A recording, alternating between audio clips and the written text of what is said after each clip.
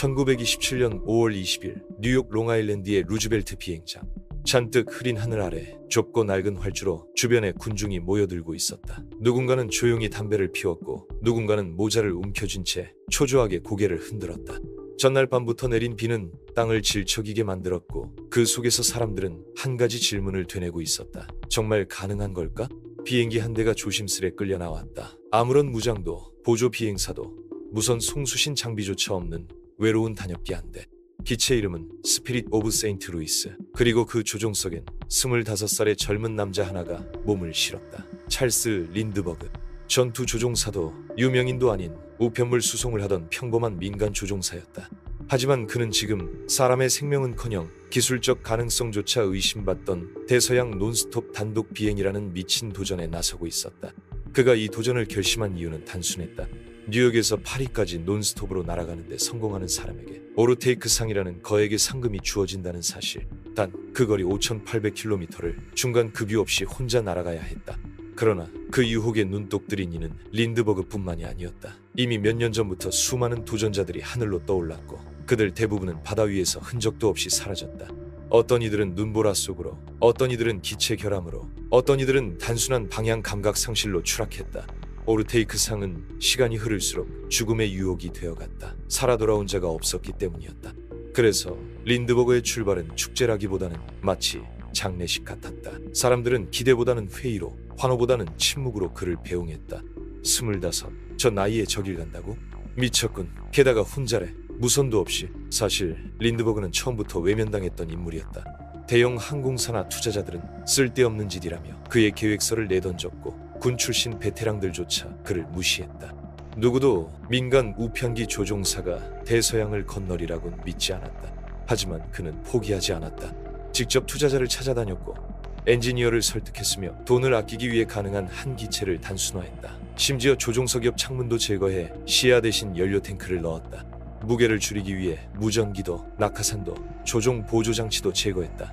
오직 한 사람의 몸과 연료 그리고 기계만이 있었다. 그날 새벽 그는 조용히 비행장으로 들어왔다. 어깨에는 무거운 낙담도 대중의 환호도 없었다. 그저 침묵 속에 기체에 올라탔다. 오전 7시 52분 스피릿 오브 세인트 루이스는 길고 진득한 활주를 시작했다. 기체는 질척인 땅 위에서 위태롭게 구르며 속도를 올렸다. 곧바로 떠오르지 못하고 몇 차례 튕기듯 흔들렸다. 사람들의 입에서는 탄성이 아니라 저절로 새어나오는 한숨이 들려왔다. 그런데 마침내 기체가 땅을 벗어났다. 천천히, 그러나 분명히. 어느 누구도 예상하지 못했던 순간 린드버그는 하늘로 날아올랐다. 그리고 그가 향한 곳은 태평양이 아니라 대서양이었다. 그 위엔 구름, 바람, 바다, 그리고 죽음뿐이었다. 처음 몇 시간은 비교적 순조로웠다. 날씨도 안정적이었고 기체도 부드럽게 반응했다. 하지만 진짜 문제는 시간이 흐르면서 시작되었다. 대서양 횡단에서 가장 무서운 적은 폭풍도 기술 고장도 아니었다. 그것은 졸음이었다. 36시간 연속 비행. 단 한 번도 눈을 붙이지 못한 채 한 명의 조종사가 조종관을 붙잡고 있어야 했다.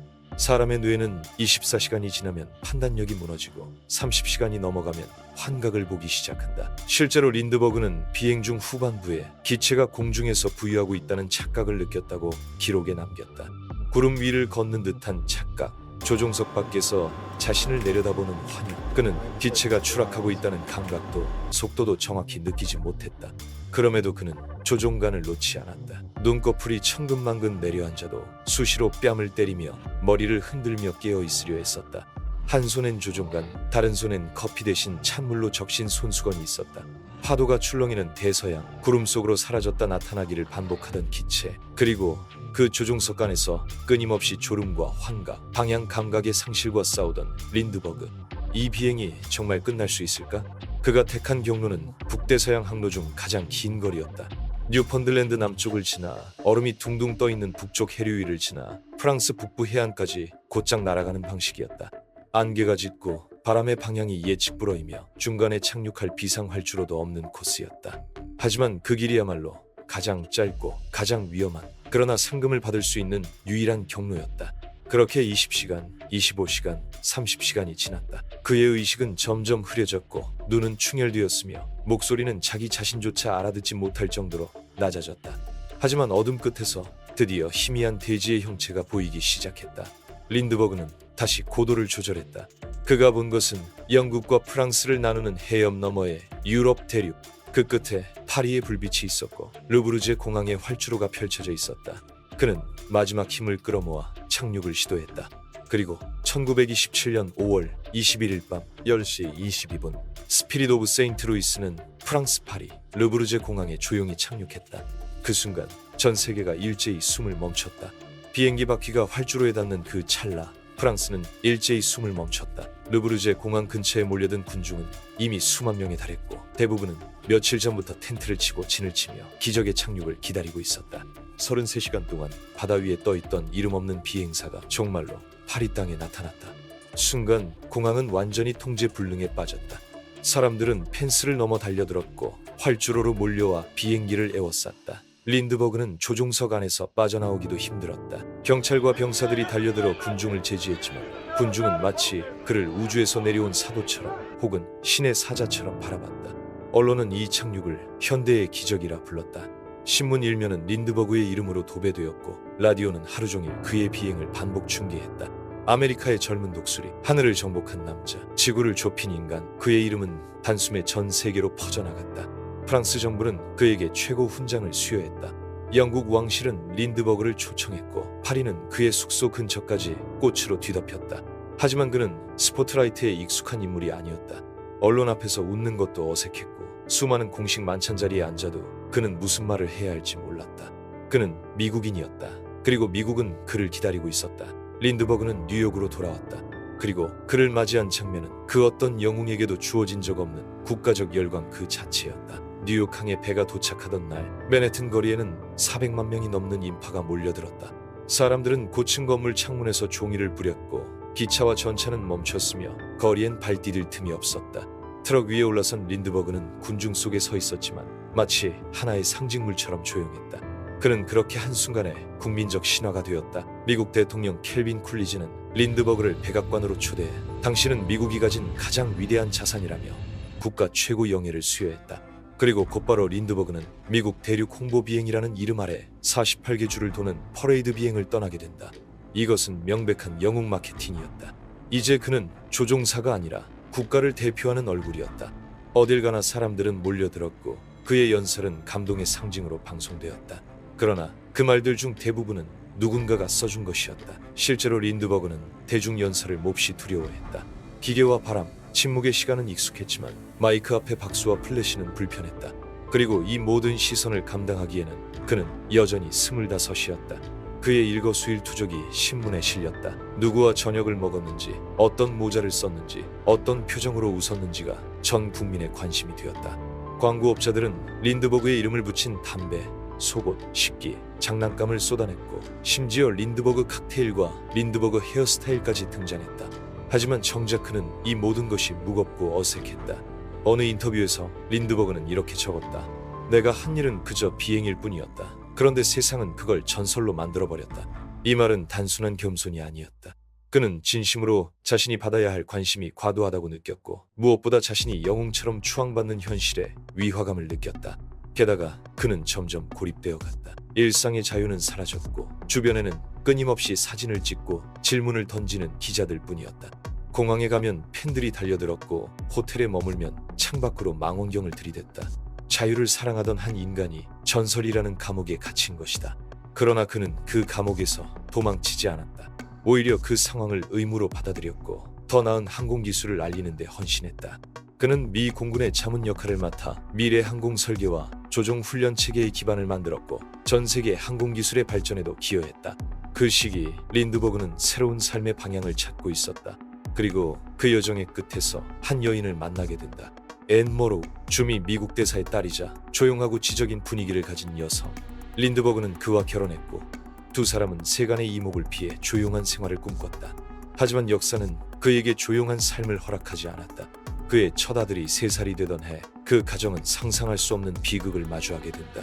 시간은 흘러 1930년 린드버그는 조용한 결혼 생활을 시작했고 앤 모로우와 함께 언론의 광풍을 피해 한적한 뉴저지의 외딴 집에 거처를 마련했다. 그는 이제 공공의 아이콘이 아닌 한 가정의 가장으로 살고 있었다. 1932년 3월 1일 밤 그 집은 평소와 다르지 않았다. 식사를 마치고 부부는 아기를 재운 뒤 벽난로 옆에서 조용히 책을 읽었다. 하지만 몇 시간 뒤 침묵은 충격적인 비명으로 깨졌다. 아이의 요람이 비어 있었다. 창문은 열려 있었고 난간 밖으로는 흙먼지 묻은 발자국과 함께 서툰 사다리 자국이 남겨져 있었다. 침대 옆에는 이상하게도 문법이 틀린 영어로 쓰인 한 장의 메모가 놓여 있었다. 내용은 단순했다. 아이를 데려갔고 몸값으로 거액의 현금을 요구한다는 것이다. 찰스 린드버그는 공포에 질린 채 즉시 경찰에 신고했지만 수사는 이미 시작부터 삐걱거렸다. 전국의 기자들은 속보를 내보냈고 린드버그의 집 주변은 순식간에 인파와 카메라, 경찰, 언론으로 가득 찼다. 뉴욕타임스는 이 사건을 미국 역사상 가장 유명한 유괴라 불렀다. 대중은 충격에 빠졌고 어떤 이는 범인을 반미적 행위자라 불렀고 어떤 이는 너무 유명해진 자가 겪을 운명이라며 불편한 시선을 보냈다. 린드버그는 경찰보다 먼저 행동했다. 그는 돈을 준비했고 몸값을 건넬 장소를 비밀리에 조정하려 했다. 제3자를 통해 범인과 접촉을 시도했으며 돈을 넘긴 후 아이를 돌려받기를 바랐다. 하지만 며칠이 지나도록 아이는 돌아오지 않았다. 그러던 중 뉴저지 교회의 한 숲에서 끔찍한 발견이 이루어진다. 나무 밑동 근처 낡은 담요에 쌓인 유아의 시신 한 구가 부패된 상태로 발견되었고 치아 구조를 통해 린드버그의 아들임이 확인되었다. 그 순간 미국 전체가 충격에 빠졌다. 비행사 린드버그는 더 이상 하늘을 나는 상징이 아니었다. 그는 전 국민이 지켜보는 가운데 자신의 아이를 잃은 아버지였다. 그 절망은 상상 이상으로 깊었다. 린드버그는 거의 아무 말도 하지 않았고 기자들 앞에서 눈물도 흘리지 않았다. 그는 무너지지 않았지만 고통은 눈빛과 침묵에서 고스란히 드러났다. 수사는 몇 달간 이어졌다. 단서가 희박했지만 결국 1934년 독일계 이민자 브루노 하우프트만이 체포된다. 그의 차고에서 몸값 일부가 발견되었고 필적 감정과 주변 진술 등을 통해 검찰은 그를 기소한다. 하우프트만은 무죄를 주장했으나 미국 여론은 이미 사형을 요구하는 분위기로 굳어져 있었다. 결국 그는 유죄 판결을 받고 1936년 전기의자형으로 사형이 집행된다. 하지만 이 사건은 여기서 끝나지 않았다. 하우프트만의 유죄에는 여전히 의문점이 많았고 일부는 당시 수사가 조작되었을 가능성을 제기했다. 증거로 쓰인 문서의 필적 일치 여부, 몸값의 출처, 린드버그 가족이 직접 몸값 전달에 개입했다는 점 등은 시간이 지나며 더 큰 논란으로 번져갔다. 여러 저널리스트와 법학자들은 이 사건을 미국 사법 역사상 가장 불완전한 재판으로 지목하며 린드버그 본인조차 말년에는 진실을 끝내 알 수 없을 것이라 밝혔다. 사건 이후 린드버그는 심각한 수준의 외상 후 스트레스 증상을 겪었다. 언론과 대중의 관심은 이제 그를 위로하지 않았고 오히려 더 깊은 고통을 들추는 칼날처럼 느껴졌다. 사람들은 한 아이의 비극을 매일 아침 신문으로 소비했고 가족의 고통은 국민적 이슈로 포장된 채 무참히 노출되었다. 일부 언론은 린드버그의 행동이 비상식적이라며 문제 삼았고 어떤 이는 그가 범인을 조기에 검거할 수 있는 단서를 놓쳤다며 비난했다. 이 시기를 견딘 린드버그는 결국 결단을 내린다. 그는 미국을 떠나기로 한다. 1935년 린드버그는 부인 머로우와 함께 유럽으로 이주했다. 한때 미국이 열광했던 영웅은 이제 조용히 대륙을 건너 망명자의 길을 선택한 것이다. 그는 프랑스, 스위스, 영국 등을 오가며 외부와의 접촉을 최소화했고 항공기술 자문이나 탐험 비행 외에는 거의 대중 앞에 나타나지 않았다. 그러나 그의 유럽 체류는 또 다른 논란을 불러오게 된다. 1930년대 후반 린드버그는 독일 항공기술에 관심을 가지며 여러 차례 베를린을 방문하고 당시 독일 공군의 발전을 높이 평가했다. 독일 측은 그를 열렬히 환대했고 1938년에는 나치 독일로부터 고위 훈장을 받게 된다. 이 사건은 곧바로 미국 내에서 거센 반발을 불러일으켰다. 린드버그는 기술적 교리였을 뿐이라 해명했지만 미국 대중은 그를 친나치 인물로 규정하기 시작했다. 한때 하늘의 제왕으로 불리던 사나이는 이제 반역자, 독재자와 어울리는 자라는 수식어를 떠안게 된다. 대중은 더 이상 린드버그를 사랑하지 않았다. 그를 기억하는 방식은 점점 더 양극단으로 나뉘기 시작했다. 어떤 이는 여전히 그를 위대한 비행가로 존경했지만 어떤 이는 영웅의 탈을 쓴 위험한 사상가로 비난했다. 1939년 유럽에서 전운이 감돌던 그 해 여름 린드버그는 여전히 독일의 항공력에 깊은 인상을 받고 있었다. 그는 독일을 수차례 방문하며 항공기술 관련 자문을 주고받았고 공군 기지 시찰에 동행하면서 심지어 독일군 고위 인사들과도 사진을 찍었다.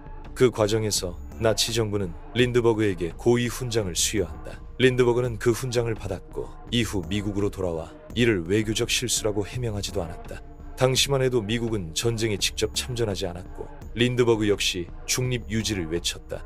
그의 논리는 간단했다. 미국은 유럽의 전쟁에 개입하지 말고 자국의 항공력을 강화해 방어에 집중해야 한다는 것. 이 발언은 곧바로 아메리카 퍼스트 위원회의 핵심 주장으로 채택되었고 린드버그는 그 운동의 대표적 얼굴이 된다. 아메리카 퍼스트는 당시 많은 미국인들에게 공감을 샀지만 시간이 지나면서 문제는 깊어졌다. 1941년 린드버그는 대중 앞에서 다시 마이크를 잡는다. 그의 연설은 강경했고 직설적이었다. 그는 유럽 전쟁의 배후에는 영국, 루스벨트 행정부, 그리고 유대인이 있다고 말했다. 이 발언은 미국 사회에 엄청난 파문을 일으켰다. 많은 언론은 이를 반유대주의적 선동이라며 강하게 비판했고 백악관조차 분노를 감추지 않았다. 당시 대통령 프랭클린 루스벨트는 린드버그에 대해 직접적으로 언급하지는 않았지만 군 관계자들에게 린드버그는 미 공군에 받아들일 수 없다는 지침을 내린다. 결국 린드버그는 자발적으로 군복을 입을 수 없게 되었고 영웅이었던 그의 이름은 점차 미국 사회에서 논쟁의 대상이 되어갔다. 그가 연설을 하면 박수와 야유가 동시에 터졌고 신문에서는 그를 파시스트의 동조한 자라 비난했다. 린드버그는 더 이상 명확한 국민의 얼굴이 아니었다. 그는 어느 편에도 완전히 속하지 못한 중간지대의 고립자가 되어갔다. 그러나 전쟁이 본격적으로 시작되자 그는 또 한 번 전환점을 만든다. 1944년 린드버그는 민간 항공기술 자문으로 태평양 전선에 파견된다. 미국 해병대와 함께 전투기에 탑승해 폭격작전을 수행하며 조종사들에게 연료 효율적 기동법을 교육하고 실제 임무에도 다수 참여한다. 그는 형식상 군인 신분은 아니었지만 전선에서 수차례 적을 향해 직접 폭탄을 투하했다. 그리고 그렇게 조용히 전쟁의 한복판에서 또 한 번 국가를 위한 역할을 해냈다. 전쟁이 끝난 뒤 그는 더 이상 공적 무대에 서지 않았다. 어느 누구도 그를 환호하지 않았고 어느 누구도 그를 추방하지 않았다. 미국 사회는 그를 잇는 쪽을 택했다. 대신 그는 조용히 자연과학과 생태계에 관심을 두며 남태평양의 섬과 아프리카, 동남아 등을 탐험하며 생물학적 보고서를 집필하는 데 몰두했다. 그는 말년을 하와이에서 보냈다. 여전히 기자들은 가끔 그의 이름을 언급했지만 대부분의 사람들은 그가 한때 전 세계에서 가장 유명한 사나이였다는 사실을 잊고 있었다.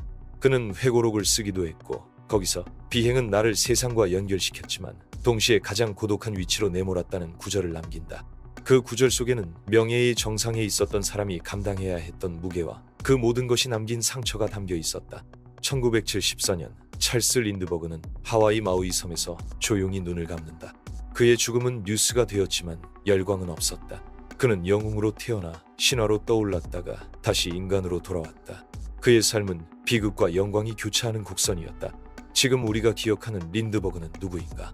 최초로 대서양을 단독 횡단한 비행사일까? 아니면 한 아이를 잃은 아버지일까? 혹은 어긋난 언행으로 시대의 벽에 부딪힌 논란의 인물일까? 린드버그는 말년까지 자신을 변호하려 하지 않았다. 그는 단지 내가 택한 길이 옳았는지 나는 끝까지 확신하지 못했다고만 남겼다. 그런데도 분명한 것은 하나 있다. 그가 불가능해 보였던 비행을 통해 인류가 지구의 크기를 다시 정의하도록 만들었다는 점, 그리고 한 개인의 열정이 세계를 어떻게 움직일 수 있는지를 보여준 존재였다는 사실이다. 우리는 어쩌면 그를 영웅으로만 기억하는 것보다 빛과 그림자를 함께 품은 인간 린드버그로 바라보는 것이 더 온전한 기억일지 모른다. 찰스 린드버그가 세상을 떠난 지 수십 년이 흐른 지금 그의 이름은 더 이상 신문 일면을 장식하지 않는다. 하지만 아이러니하게도 그의 삶과 발자취는 사라지기는커녕 점점 더 많은 학자들과 저널리스트, 역사학자들의 연구 대상이 되고 있다. 그 이유는 간단하지 않다. 그는 단지 첫 대서양 비행을 한 인물로 남지 않았기 때문이다. 린드버그는 죽은 뒤에도 여전히 질문을 남기는 사람이었다. 첫째는 기술과 인간 정신에 대한 문제다. 1927년 그는 단지 한 대의 비행기로 하늘을 건넌 것이 아니다. 그 비행은 항공산업의 신호탄이었고 그로 인해 대륙간 항공 노선이 현실로 다가왔다. 미국과 유럽의 심리적 거리마저 축소되었고 지구는 좁다는 감각은 이 비행에서부터 비롯되었다. 나사와 민간 우주비행 기업들의 모토에 등장하는 인간의 불가능에 대한 도전 정신은 대부분 린드버그를 시조처럼 언급하며 출발한다. 그러나 둘째, 그는 윤리적 문제에서도 여전히 논쟁의 대상이다. 특히 전쟁 전 그의 친독일 행보, 유대인에 대한 의심스러운 발언, 그리고 백인 우월주의적 세계관이 반영된 일부 글들이 공개되면서 린드버그는 더 이상 순수한 영웅으로만 기억되지 않게 되었다. 그의 일기 중 일부는 인종에 대한 우월감, 이민자에 대한 불신이 명확히 드러나 있으며 이는 21세기의 관점에서 분명한 비판을 피할 수 없다. 셋째, 그의 가족과 사생활에 대한 숨겨진 진실들이 사후에 드러났다. 1990년대 말 독일의 한 가족이 린드버그의 숨겨진 자녀라고 주장하며 DNA 검사를 요청했고 결국 린드버그는 생전에 독일 여성들과의 사이에서 최소 3명의 혼외 자녀를 두었다는 사실이 밝혀졌다. 이 사실은 린드버그가 이중 생활을 했다는 점에서 미국 사회에 또 한 번 충격을 주었다. 그의 합법적 가문은 충격의 말을 낚였고 언론은 이 사생활의 이면을 두고 또 다른 영웅 해체를 시작했다. 그러나 이런 모든 평가에도 불구하고 린드버그를 단순히 흑백의 인물로 분류하긴 어렵다. 그는 명백한 결점과 편견을 지닌 인물이었지만 동시에 자기 시대를 앞서간 기술 선구자였고 인간의 신체적 한계와 두려움을 정면으로 돌파한 행동가이기도 했다. 특히 말년의 행보는 초기의 영웅 이미지와 매우 다르게 전개되었다. 그는 하와이에서 철저히 은둔한 채 환경보호와 생태계 연구에 집중했고 심지어 생명공학 초기 연구자들과 교류하며 인간의 유전자 구조에 관한 글도 남겼다. 이러한 다면적인 삶은 한 인간의 생애가 얼마나 복잡하고 모순될 수 있는가를 보여주는 교과서처럼 여겨진다. 오늘날 미국의 여러 공항에는 린드버그의 이름이 붙어있다. 그의 비행기를 복원한 스피릿 오브 세인트 루이스는 스미스소니언 박물관에서 여전히 전시 중이며 매년 수많은 관광객이 찾는다. 그러나 동시에 린드버그의 명칭을 사용한 상이나 기관에서는 그의 사상적 유산을 어떻게 다뤄야 할 것인가에 대한 내부 논쟁이 끊이지 않는다. 그의 삶을 영화화하거나 책으로 다룰 때마다 작품들은 대부분 정점에서의 고독과 신화가 된 인간의 붕괴를 주제로 삼는다. 이는 린드버그라는 인물이 단지 하늘을 난 기록이 아니라 인간이란 존재가 어떻게 기억되고 어떻게 왜곡되고 어떻게 잊혀지는가에 대한 거울이기 때문이다. 린드버그는 결국 이렇게 남았다. 기록을 만든 남자, 영웅이 되기를 원치 않았던 영웅, 그리고 신화가 되었다가 인간으로 돌아온 인물. 그는 평생을 비행 속에서 살았다. 그러나 그가 정말로 싸운 것은 바람도 속도도 대서양도 아니었다. 그가 싸운 것은 세상의 기대였다. 그리고 그것은 대서양보다 훨씬 깊고 넓은 것이었다.